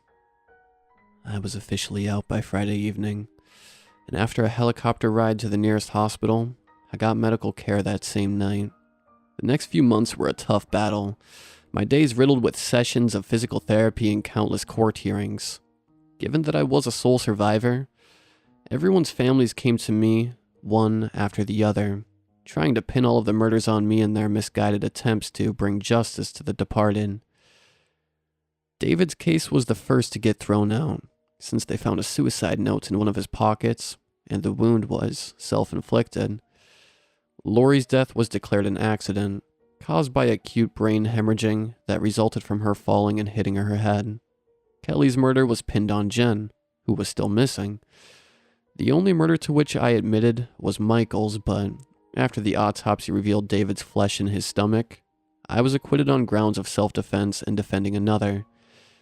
The disaster was deemed as a tragic case of cabin fever, and it quickly got swept under the rug, an effort helped by the fact that none of us wanted media attention. I couldn't even attend any of their funerals. Their families wouldn't let me. As ashamed as I am to admit it, I contemplated suicide on an almost daily basis, desperate to be free of the guilt and nightmares, but I could never go through with it. A few years later, when home computers and the internet began spreading to everyday consumers, I found a small forum built around accounts of the paranormal. I told my story there, asking if anyone knew what the beast could have been. Most users either called me a LARPer, with comments such as, "Nice story, bro," or gave me the same answer that the court provided, blaming cabin fever. I was ready to give up my search for a resolution and accept their verdict. until I received a PM from an anonymous user that only said 4 words. It was a Wendigo. Those 4 words spurred me into months of research. I read all of the online sources I could find, and when they became insufficient and repetitive, I took to searching for books on the beast. When even the books failed me, I began traveling, seeking Native American shamans for their legends and first-hand experience. All of my guilt and hate and fear morphed, turning into determination, with my sole goal in life being that of slaying the beast that took everything from me. Armed with knowledge about what I had faced, I began to prepare. Decades spent on this single-minded objective, which brings me to the Christmas Eve of 2020, the moments when all of my training and prepping culminated into my one and only attempt at fulfilling my life's goal. And yet, standing face to face with Jen's disfigured visage in that clearing, I began doubting my ability to finish what I had so eagerly started. Wendigos, mythical beasts originating in the Algonquian people's folklore, described by them as monsters and evil spirits, drawn to hunger, greed, and the cold. They can push people to acts of murder and cannibalism. As humanity's knowledge and experience with these beasts increased, we came to understand that they possess many more abilities than that. Weather manipulation, possession, and metamorphosis, just to name a few. But through all of that, through all of the variants and permutations of these spirits that humanity has conjured up, one fact has remained constant: their hunger. The same hunger that radiated from Jen's eyes as she faced me after 3 decades apart. She began circling me at a distance, observing me, plotting out her next move with care. I held my hand extended in her direction, my hope dying with every call of her name that went unanswered. "Jen, please," I pleaded, feeling the panic attack reach its peak. "It's me, babe. It's Aiden." Her beady eyes narrowed at the mention of my name, and she stopped pacing. I recognize that sweet, sweet taste," she garbled, extending a blackened tongue out of her mouth and licking her lips. "My sweet, sweet Aiden." Her mellow, angelic voice was but a shell, emptied of its warmth and filled back up with hatred. It sounded raspy and gruff, a far cry from the voice that used to soothe my aching heart. If Jen's essence was still trapped in the monster she had become, I couldn't see any portion of it rising to the surface. Putting my free hand back around the shotgun, I doubled down on my goal of ending the existence of that miserable creature and freeing Jen's soul. She deserved no less, and my biggest regret was that it had taken me so long to bring myself to face her. In a flash of realization, she dropped down to all fours and bounded towards me through the snow. Fighting back the panic attack, my labored breath hitched in my throat. I aimed the shotgun. Bang. The echoing shot claimed the silence of the night, pushing the stock into my shoulder. The smell of burnt gunpowder mixed in with the shock of the recoil helped set my mind back on track. The flurry of buckshot connected, hitting Jen's ribs as she tried to dodge it. Animalistic screams of pain left her throat, but she was undeterred. With renewed anger, she kept running towards me. I let out 2 more shots before she jumped me, but the bullets wouldn't pierce her tough skin. With a final leap, she landed on top of me, and I toppled to the ground. My world reduced itself down to the smell of death and decay emanating from her, and to her claws and teeth desperately trying to dig into me. She viciously tore through my clothes, drawing blood that welled from my wounds and stained the both of us in our struggle. I tried to roll away, to break free and gain the upper hand, but her strength eclipsed mine. She kept me pinned down in the snow, and latched her jaws around my left shoulder. I felt the muscles and tendons get crushed under immense force, but her jaded teeth couldn't pierce the jacket. Letting go of her center mass that I failed to push away, I gripped and maneuvered the shotgun until its barrel rested against her exposed abdomen. I pulled the trigger, and the force of the shot made her let go. She jumped away, off of me and on her feet, growling as she held her bleeding stomach. The point-blank shot managed to pierce and wound her, but I could see her flesh bubbling and weaving back together. In a matter of moments, the damage was as good as gone. My only chance was to ignite the fire and use the flames to my advantage, but I couldn't be hasty. The light and warmth of the blaze would have scared her away, forcing me to hunt her down or abandon the attempt, neither of which I wanted. She needed to be on the pyre. I backpedaled towards it, keeping the shotgun trained on her, letting out more shots whenever she got too close for comfort. When I finally got close enough and one of my feet snagged on the logs, I feigned surprise and pretended to topple backwards onto it. She took the bait, jumping me without hesitation. Her hands tore the zipper of my jacket, exposing the shirt beneath. Before she got a chance to dig into me, I struck the side of her head with the shotgun's butt and let out another shot in the small window of time when she was disoriented. The buckshot cleaved through the left side of her neck, almost disconnecting her shoulder. I grabbed her torso, hoisting her up. She screamed and struggled in my grasp, her rapid healing kicking in and giving me only moments to act. I tossed her onto the pyre, as far up as I could manage, and pulled a lighter out of my breast pocket. Her eyes widened as I struck it, but she didn't manage to run away. The lighter landed on the gasoline-soaked wood, igniting it as the flames spread rapidly upwards. It wasn't like in the movies. Let me make that clear. It was wood soaked in gasoline. Not high-yield explosives going up in a blaze of glory, but the spread of the flames was still fast. All I needed to do was to make sure that Jen wouldn't escape before the fire consumed her.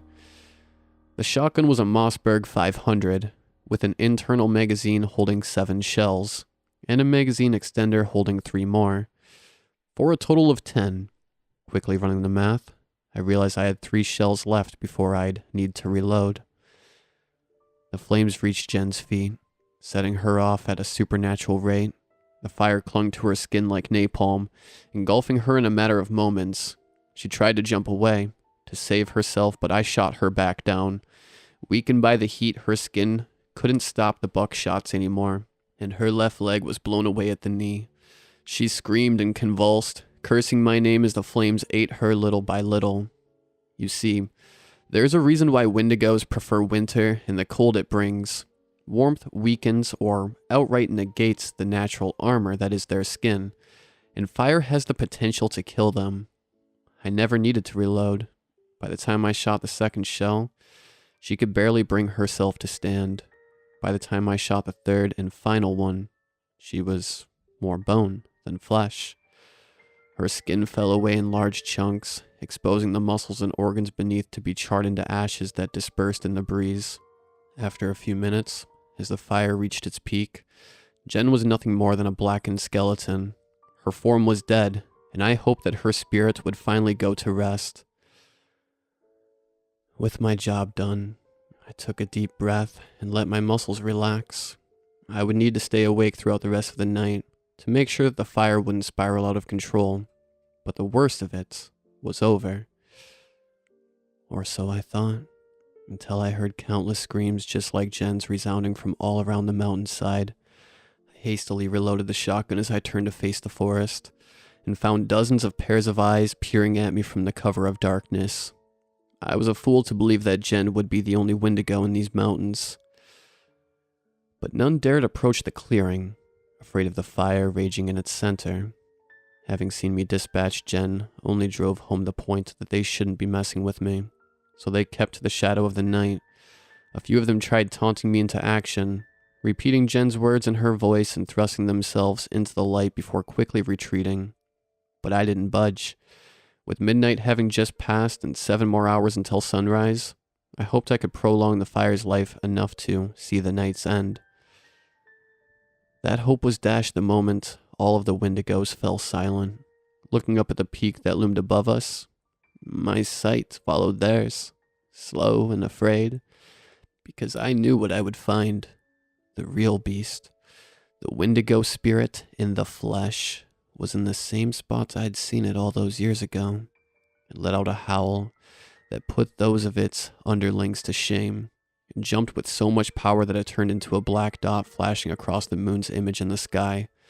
Above the cabin, above our heads, over miles of forest, landing in the valley below with such force that it sounded like a stick of dynamite going off. I heard it let out another howl before barreling up the slope towards me. It sounded like 1,000 horses galloping at once, and it moved just as fast. Knowing that the normal buckshot wouldn't leave a dent in it, I reloaded the shotgun with silver slugs in the little time I had.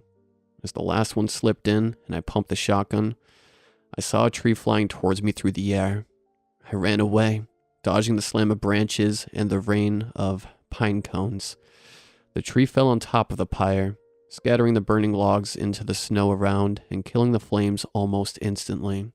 As they melted the flakes into water that quickly evaporated, filling my surroundings with steam that condensed into a thin fog, the light died down to almost nothing. I turned to face the forest and saw the immense shadow of the true Wendigo loom above the canopy of evergreens, dwarfing them in size.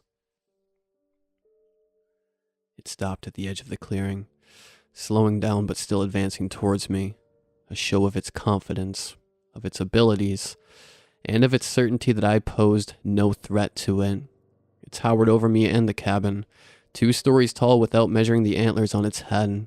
Its center mass resembled a desecrated deer. Its hind legs were like that of a goat, and its forelimbs were wolf-like in nature, ending in paws with enormous claws. Its head was a deer skull devoid of flesh, with leathery skin hanging off its sides and a mane of thick hair running down its spine. That was, until it stood upright and began to morph. Its back straightened with sickening pops of dislocating bones. The hind legs shortened, and the paws slowly turned to hands before my eyes. It took on a smaller appearance, but not any less threatening or terrifying, as it approached me. Seeing it in action, I finally understood what I was up against. The severity of my predicament left me paralyzed in terror.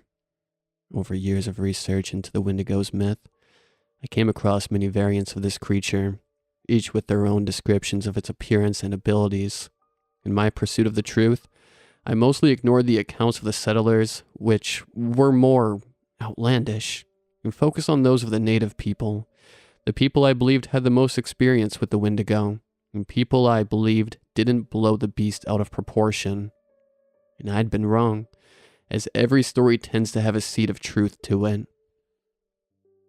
The beast I was now facing, this force of nature, it was the real Wendigo, a spirit of the land, and the humans imbued with its power and twisted by its madness were nothing more than pale imitations, possessed puppets for it to commandeer as it pleased. The most outlandish claim about it came to mind, the fact that the Wendigo grows bigger and stronger the more people it consumes, and seeing its true size for myself, seeing all of the possessed that surrounded us, I now knew that to be true.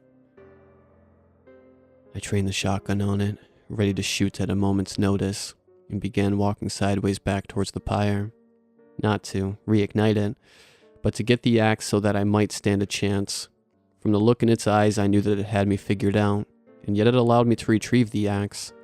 Another show of confidence, I realized, as if it wanted to say that the silver-coated toothpick would do nothing to help me. It let out a huff of air through its nose and began moving again, closing in for the kill. With the axe at hand, I struck the other gasoline canister, piercing it and sending it flying. It landed on the dying embers as I dashed away, and this time there was a bang. Still not a Hollywood-sized bang, but a bang strong enough to reignite the fire and send flaming shards of the canister flying.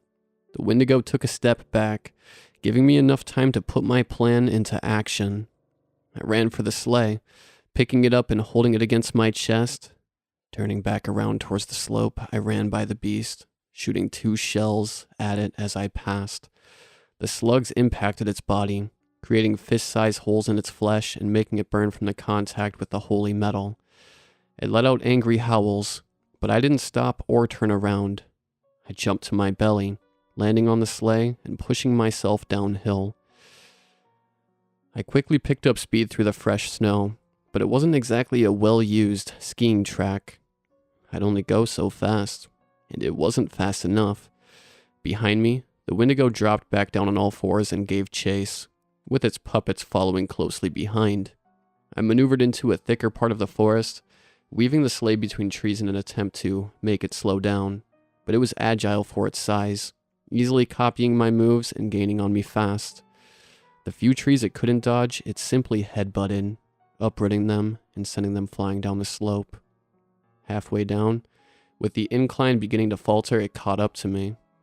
I raised the shotgun with one hand and fired again, but it braved the slug without slowing down. Its antlers pointed my way, and it tried to shove them beneath the sleigh to upend me. But I switched to the axe. The moment it got close enough, I struck the blade in its neck with all of the strength I could muster. It embedded in the Wendigo's flesh, but I couldn't push it deep enough. As it trashed about and retreated, the handle got torn out of my grip. A new sound appeared in the distance, barely audible at first, but growing in intensity until I could make it out over the gusts of wind and the Wendigo's loud steps. The sound of an engine of some kind. Turning my head around for a split second, I saw headlights some 300 feet away and gaining on us fast. In a matter of moments, a snowmobile driving recklessly was on the Wendigo's heels, and I got a look at the driver. Rachel.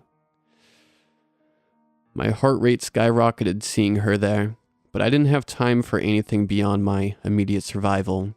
She pulled out a gun of her own as she neared the Wendigo, a small pistol that I couldn't make out, and she let a few shots fly at the beast. The bullets bounced off, only angering the monster. It swatted a paw at her, catching the snowmobile's front and sending it flying. I saw Rachel land safely in the deep snow and rolling to a stop, so I refocused my attention on getting away. We sped down the slope in pretty much the same manner. The Wendigo caught up to me. I shot it when it got too close. It retreated, rinse, and repeat, until I ran out of slugs and repeats, and without time to reload as I maneuvered the sleigh, I was in deep trouble. The Wendigo approached me one final time and, seeing that I didn't shoot it, it charged me. Its antlers caught the sleigh and my right side, sending me crashing into the first tree in my wake. The muscles along my back got crushed from the force, sending pain up and down my body. The beast slowed down, one of its paws morphing into a hand again, and it used the hand to pull the axe out of its own neck and cast it aside. Black, putrid blood flowed from the wound, unable to heal the damage done by the silver. It stained the beast's mane and chest, and it approached me slowly as I turned on my back. I knew I was done for, but surprisingly enough, I didn't feel scared. To your worst, I told it. And what I was sure would be a final show of defiance on my part. I already got what I wanted. I don't care. The Wendigo slowed. Its eyes, like burning embers, made contact with mine, and it narrowed them. The possessed caught up to us, forming a rough circle around me, their attention completely focused on what would follow. Peering deep into my soul, the Wendigo showed me the fate it had in store for me. I saw myself in a state similar to Jen's, haunting the mountains during the countless eons to come. Never sated, never warm, never at rest. My soul slowly getting corrupted as it fueled the Wendigo's magic, damned for all of eternity, with no one to come and set me free like I'd done for Jen. Fuck you, I yelled, closing my eyes tight and stopping the inflow of visions. That finally angered the Wendigo. It dashed towards me, teeth snapping with immense force, and tried to grab a hold of me. I kicked at its face with my left leg, but it bit down on my foot and trashed about, jerking me around through the snow. The possessed hollered at the spectacle, spurring their master on. The Wendigo bit down harder and pulled back, ready to take off into the woods with me, but my prosthetic foot came loose. It stumbled backwards under its own force. Surprise thickened its eyes as it held a mere piece of plastic and metal in its mouth. Not the flesh it was expecting. I was in such a state of shock, my mind so strained by the stress and fear, that I couldn't help but laugh at it. Loud, crazed laughter, echoing through the forest as the Wendigo simply watched, not knowing what to make of the situation. As my laughter picked up, it abandoned the attempt to make heads or tails of what happened. Its jaw opened, letting the prosthetic fall onto the snow. And I saw all of its muscles tense up as it pounced me again. I retreated away from it on my elbows, and it lifted its head high up, ready to bite down on my midsection. Another yell, one I'd never heard before, freeze time in place. A shining streak of metal swung from behind the Wendigo, hitting it in the neck and stopping in its flesh. The beast let out an ear-piercing scream of pain, but I didn't allow it a moment of reprieve. I kicked at the axe's head from below it, driving it deeper into its neck as I felt the bone of my leg crack. I kicked again and again and again, the Wendigo jolting from each hit, unable to run away. It tried to skitter away, but tripped and fell on its side, bleeding profusely onto the clean snow. The shadow of my savior moved, looming over the Wendigo, and she grabbed a hold of the axe's handle. With all of her might, she pulled it free before swinging again. I saw the Wendigo's body convulse with each chop, until the blade made it all the way through its throat and separated its head from its body. And all throughout it, my savior kept screaming, scared out of her mind. "What the fuck?" she asked, collapsing to her knees. I got on all fours, quickly crawling my way next to her under the attentive gazes of the possessed. With their master weakened, they didn't dare approach. "Here," I told Rachel, who was drenched in blood from head to toe and trembled with fear and adrenaline. "Give me the axe. I'll finish it off." Her hands relinquished the handle, and I took it from her. Even decapitated as it was, the Wendigo wasn't dead yet, and only the axe's silver-coated blade could pierce it. I swung at its chest, hearing its ribs crunch and break as I pulled the pelt and flesh away. The whole ordeal felt liberating and cathartic, consuming the decades of pent-up hate, anger, and regret in me. By the time the Wendigo's chest was spread open, revealing its icy heart, I couldn't even bring myself to despise it anymore. I was spent. I brought the axe's blade down on it one final time, cleaving its heart in two. Darkness rushed out of it, spreading through the forest like a shock wave. As it reached the possessed, it set their souls free of the beast's influence. Their bodies crumpled to dust in an instant as decades or centuries of decay came rushing back, no longer held at bay by the Wendigo's magic. I couldn't hold to my feet anymore, so I crashed into the snow, breathing heavily but thoroughly satisfied with myself. "Roger?" Rachel asked, jumping next to me and shaking my chest. "Please, no, please, please, please." "I'm fine," I stuttered. "Give me a few. I'll be right as rain." Her eyes went wide seeing my pained grin, and she punched my chest weakly. "Old fucking bastard," she cried, not in the least amused. With tears streaming down her face, she continued her assault, both verbally and physically. "I saw the fire from all the way back home and I got worried. I jumped on my snowmobile to come check up on you and found the cabin empty. And I look down the slope and I see a fucking tree flying. And I hear that damn thing scream. I thought you'd die." To my defense, I nearly did, I said, feeling my chest get bruised as she put more force behind her hits. "Where's your family? Are they safe? What the hell was that thing?" "There's no family," I answered. "Never was. I don't have any. No sons, no grandkids, nothing. I came here all alone just to kill that thing. Sorry I lied to you." She grabbed my hand and helped me into a sitting position, our faces inches from each other. She draped one of her arms around my neck, closing her eyes and leaning in, but I stopped her. "I'm not done yet," I said, and pushed past her. Her face reddened as her cheeks puffed up, and she mumbled, "Way to fucking ruin the moment." I ignored her, crawling towards my discarded prosthetic and shaking it of snow. The plastic was cracked and the metal beneath was bent, and there were clear teeth marks on its surface. But it didn't matter. I put it back on and got up, helping Rachel to her feet as well.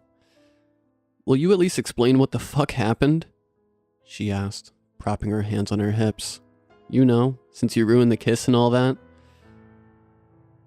What's up is that we have to burn the body and get the heart into the silver box I left back at the cabin before the Wendigo reforms.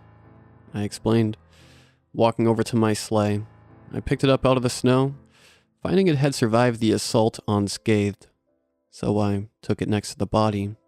I don't know about you, but I don't want to fight that thing again. Explanations can wait. Fine, Rachel accepted. How can I help? Go check on the snowmobile, see if it still works. If not, we'll have to make another fire here. She did as I asked without complaints, trudging through the snow towards her wrecked vehicle. A few minutes later, I was done hoisting the Wendigo onto the sleigh and tying it down. The sound of the snowmobile's engine started up, reaching me all the way down, making me let out a sigh of relief. Rachel returned. We tied the sleigh behind the snowmobile, and we carried the Wendigo's corpse back up to the cabin. The fire still raged on, and I pushed the body into it, sleigh and all.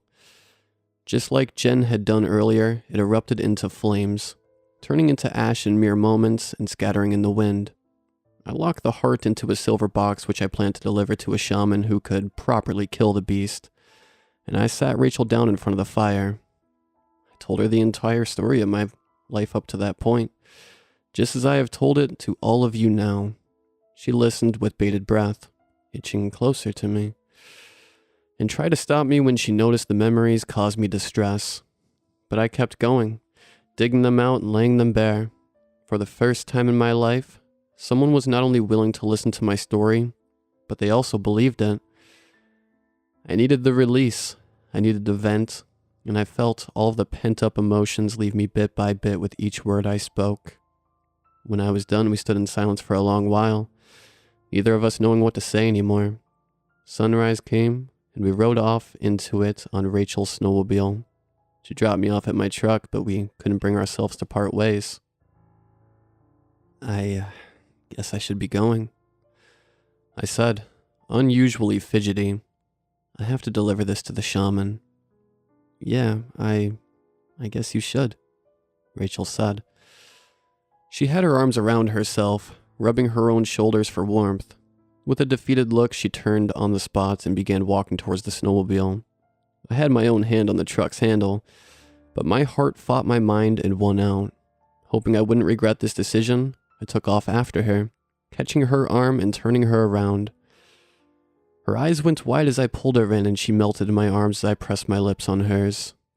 I stood like that for a bit, enjoying the moment, but I felt my face go red like a beet's.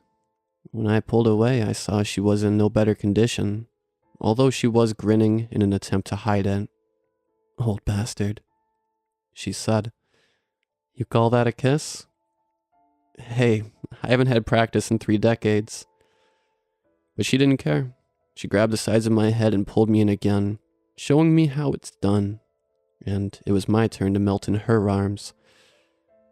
As embarrassing as it might have been.